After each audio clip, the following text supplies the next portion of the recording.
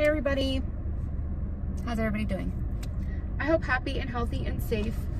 If you're new here, hello, I'm Christina and I live in Mexico. I crossed the border into America to go to work, and while I'm in line for hours, I make videos talking about my own opinions about life, my life, anything and everything. So definitely subscribe because we have fun here, for sure. And if you're returning, hi guys, thanks for coming back. I appreciate and love you all. I'm gonna be doing my makeup, so excuse me. Excuse my face. But I wanted to talk to you guys about meningitis because it's one of the major things that happened to me in my life. It was really scary, and I feel like not a lot of people talk about meningitis. I'd actually never even heard of it until I got it.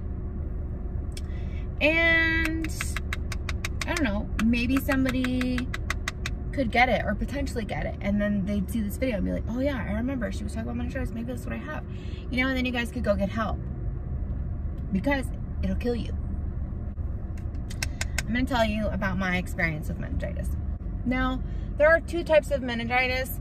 There is bacterial meningitis and there's viral meningitis. Bacterial meningitis is when you get it like literally from a bacteria and it's not treatable.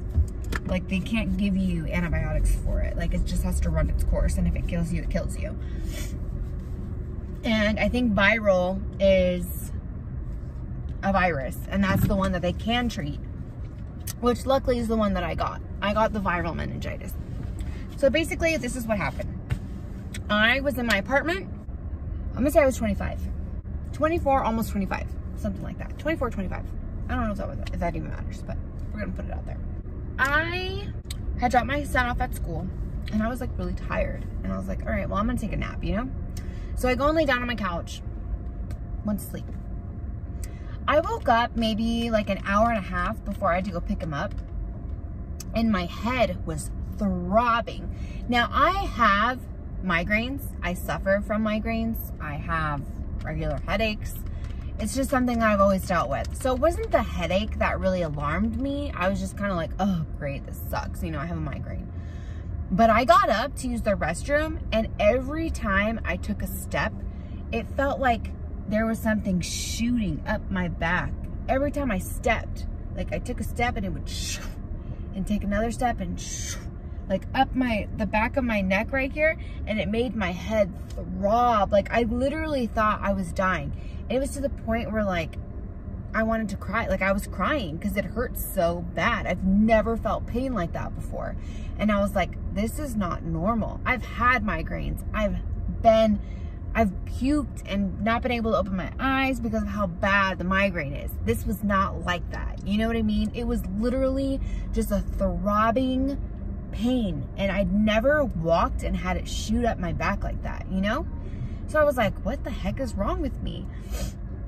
And I decided immediately, because also back then I was like really, what's the word? When you're like super scared of everything, you always think something's wrong with you. Hypochondriac, when you like think that everything's wrong with you. I was totally like that. I went to the hospital for everything, right? So I called my mom, because me and my mom are like this, right? And I told her, I said, Mom, I'm crying, okay? I'm crying on the phone. I said, Mom, I'm in so much pain. My head is like gonna explode. I don't understand what's wrong with me. I have to go to the hospital. And she's like, Christina, are you serious? Like, stop your bullshit. It's just a headache. Like, stop being so dramatic. And I was like, Mom, you don't understand. This is different. I swear, like something's wrong. Can you please go pick up Caden for me? And she was like, this is ridiculous. You know, you got to stop doing this. You can't just go to the hospital for everything, you know, blah, blah, blah. And I was like, okay, Mom, well, are you going to pick him up or not? And she's like, yeah, Christina, I'll go pick him up. All mad and pissed off at me, right? Because she's like done with my over dramatics, because I did go to the hospital for everything, dude, and it would end up being like nothing, right? So I get to the hospital and they're checking me out, and the doctor comes in, and like I said, I am in agonizing pain. Like I can't even open my eyes at this point. I drove myself to the hospital, bro. I drove myself to the hospital. And I remember I was like in the fetal position, and I couldn't like Oh, it was awful, you guys. It was awful, awful pain. So the doctor comes in and he says, can you put your chin to your chest? Like that. I couldn't do it. I couldn't. There was something that was stopping me. I couldn't put my chin to my chest. I couldn't do it. I couldn't. And I was like, what the fuck? I'm like, no, I can't. You know, and he was watching me. I couldn't do it. And he's like, I'm going to have to do a spinal tap. If any of you have had a spinal tap, oh my God, it freaking hurts, okay? They put a big ass needle, like this freaking big, into your back to get spinal fluid. And they test it. And he told me, I think you have meningitis. Like I said, I'd never heard of meningitis. I had no idea what it was. So I was like, what the fuck is meningitis? And he was telling me, you know, it's an infection in your brain. And because of the infection, your brain swells. And the infection is carried through your spinal fluid. So it goes all through your spine and it gets spread to your brain. And that's when, you know, your head is pounding. And why it hurts when you walk, because every time you walk, your spine's moving, blah, blah, blah, right? So I was like, oh my God, like, I'm gonna die, you know? And he did, you know, he warned me. He said, you know, this is very dangerous. But let's, you know, get the test done and see what happens. So automatically I was admitted. And they called my mom and said, you know, we have your daughter here. She's being admitted. We're pretty sure she has meningitis. We're going to be doing a spinal tap on her. You know, she's not doing well. And my mom was freaking out. She came straight to the hospital and was like, Christina, I'm so sorry. I'm so sorry. I doubted you. I'm so glad you came in. You know, blah, blah, blah. And I was like, yeah, Mom. I could have died. All crazy, because like for real I knew something was wrong this time, you know. So that happened. Well, test results come back, I have meningitis. So this is when the scary shit starts, because they put you in you go to ICU, you know, intensive care unit, and you're hooked up to like, I remember I think I had 3 IVs. No, I had 2 IVs. I had one in my hand on this side, and I had one in my arm on this side. And so they would come and draw blood from one, and then they were inserting medicine in the other, because I was constantly getting blood drawn. Constantly. They were constantly coming like every few hours and taking blood to like test it. You get put in your room because of it's super contagious. Meningitis is very contagious. So they have to like full on hazardous suit, like the helmet, the goggles, the gloves, like the whole suit that they wear, like when you go for like a C-section with the boots and everything. Everybody has to put that on if they want to come in my room, even visitors, right? So I did have a few people that came to see me, and it was so funny. They like literally dressed up in the whole thing to like come in. It was scary though, you guys. I was terrified. I was like, oh my God, I'm gonna die, you know? And I felt like I was gonna die. It was awful. They get you all hyped up on pain meds because the pain of it is bad. Bad, bad, bad. I did mention this in my addiction video because it's one of the things that made me have to, you know, I don't want to say use again, because like I said, it was for medical purposes only, and I didn't abuse it after that. But you know, they were giving me some hardcore pain meds, Dilaudid. And then when I was finally released, I was given Percocet. Basically, I was in the hospital for 2 weeks. And in that 2 weeks, I was being, like I said, taking blood and giving me the antibiotics, the pain meds, you know, the anti-nausea medicine, everything they needed in order to make sure that they were getting rid of the virus. It was attacking my brain, you know.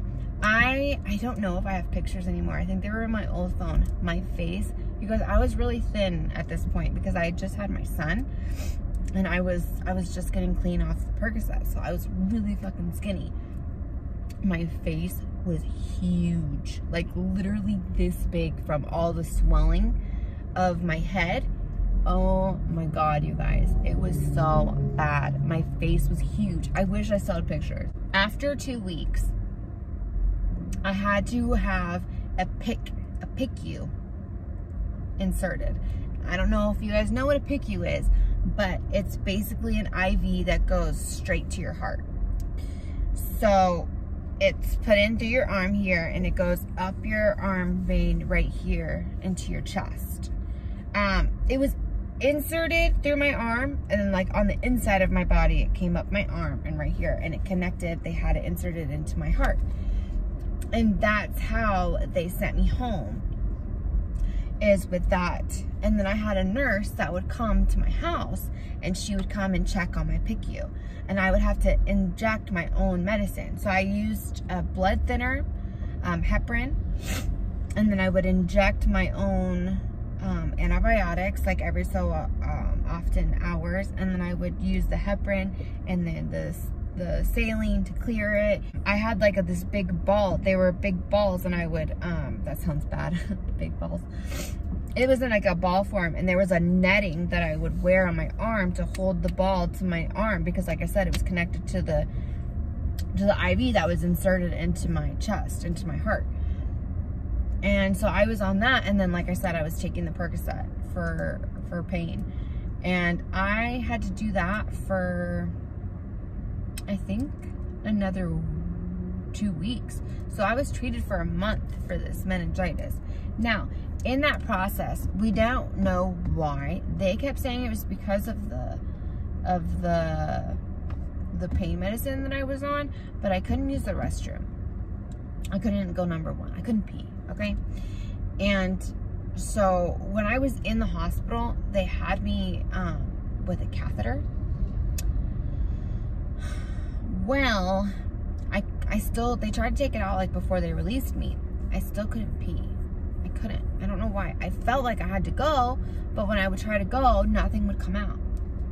And it got to the point where it was hurting, like my bladder was fucking full. It just wouldn't release. Like I don't understand why. They didn't understand why. They just said it was probably because of the pain meds. So I ended up getting home with a catheter, okay? I don't know if you guys have ever had to use a catheter long term. It is so uncomfortable. There's like a balloon that's like blown up inside your, your bladder that's holding it in there. And then you have to like carry around a little bag of urine. Like, it's not the coolest thing in the world. You know what I mean? Like, it's not something you want to do. And I remember like probably I don't even think 3, I think it was like 2 days later, I was in so much pain from the freaking catheter, I had to get it taken out. I ended up going back to the hospital and telling them, I can't do this. Like, I need you to take it out. I can't stand it. It's hurting me. I can't. Like, I need to take it out. And they're like, well, how are you going to pee? I said, I don't know. I don't care. I'll figure it out. But I need to get this out. So I ended up having to go see a specialist, you guys. And they had to teach me how to catheter myself, like in order to pee if I couldn't pee on my own. Oh my God, you guys, it was so weird.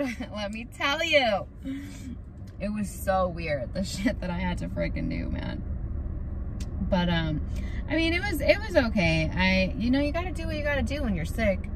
So I ended up having to learn how to catheter myself. However, I will say, I never ended up having to use it. I just ended up having to take a shower every time I had to go pee. Because when I would sit in the warm water, I could pee. But if I just sat down on the toilet, like without anything, I couldn't.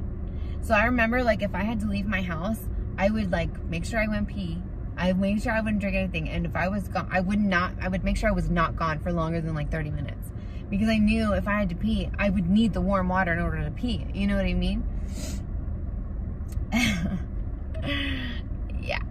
Eventually, it went away and I was able to pee like a normal person. But that was one of the complications that I had. But it was a crazy experience. It was scary. And that's the first time I've ever been like seriously ill. That was the first time that I, could have died. And it was scary. It was scary, you guys.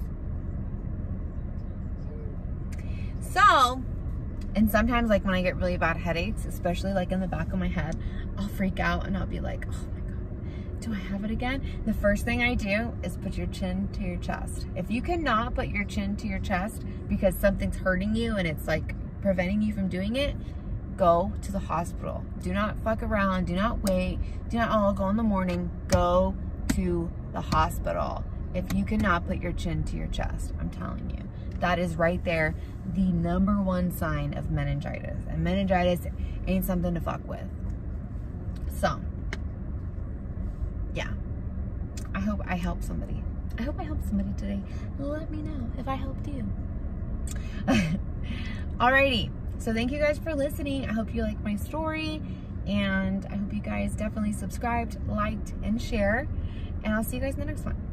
Bye.